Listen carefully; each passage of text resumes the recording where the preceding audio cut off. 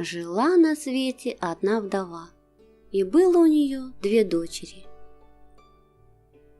Одна красивая и работящая, вторая ленивая, но родная, и любила она ее больше. Падчерица даже ласкового слова не слышала, только мать задавала ей работу, садила возле колодца у прялки и заставляла прячь пряжу. Девочка трудилась целый день. И вот к вечеру ручки совсем устали, она поранила палец и запачкала пряжу кровью. Когда она решила сполоснуть пряжу у колодца и нечаянно уронила веретено.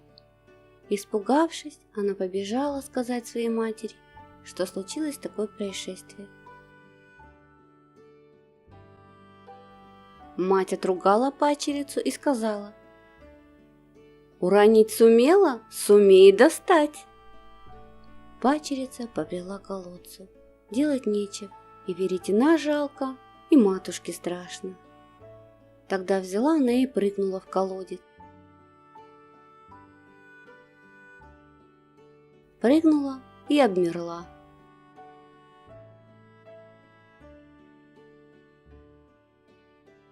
Открыла глаза, смотрит, она оказалась на какой-то красивой полянке. Дорожка, лужок. Пошла она по этой дорожке. Идет, идет, смотрит, печь стоит, а в ней хлеб печется. И печка говорит: «Вытащи из меня хлебушки, они уже давно готовы». Девочка не прошла мимо. Она вытащила все хлебушки и пошла дальше. Идет, идет, слышит голос: «Потряси меня, яблоки давно созрели». Девочка посмотрела и увидела яблоньку.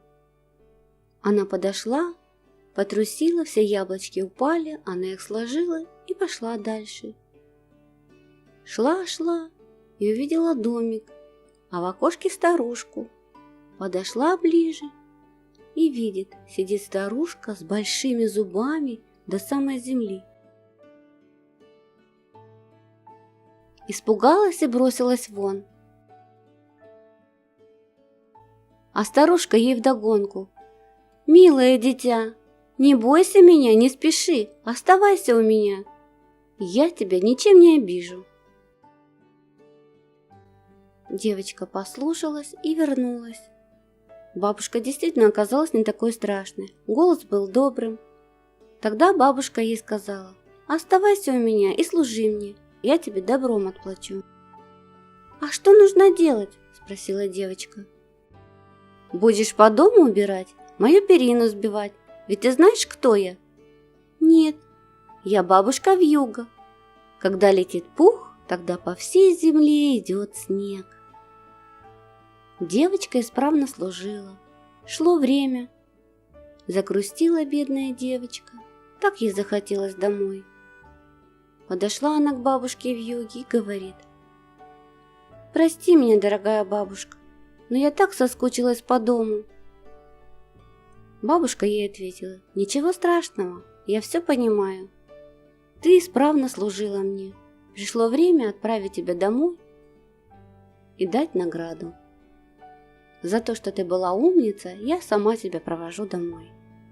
Шли они и подошли к большим воротам. Ворота отворились, и когда девочка шагнула, полился золотой дождь. И все одарил девочку золотом. Только ворота закрылись, и девочка оказалась перед своим домом. А у колодца сидел петушок, и он запел песню: «Ку-ка-ри-ку, ко-ко-ко, наша дитятка пришло». Мачеха, увидев ее в окно, увидев, что она вся такая красивая, а в золоте, приняла ее хорошо. Девочка за ужином рассказала, что с ней произошло.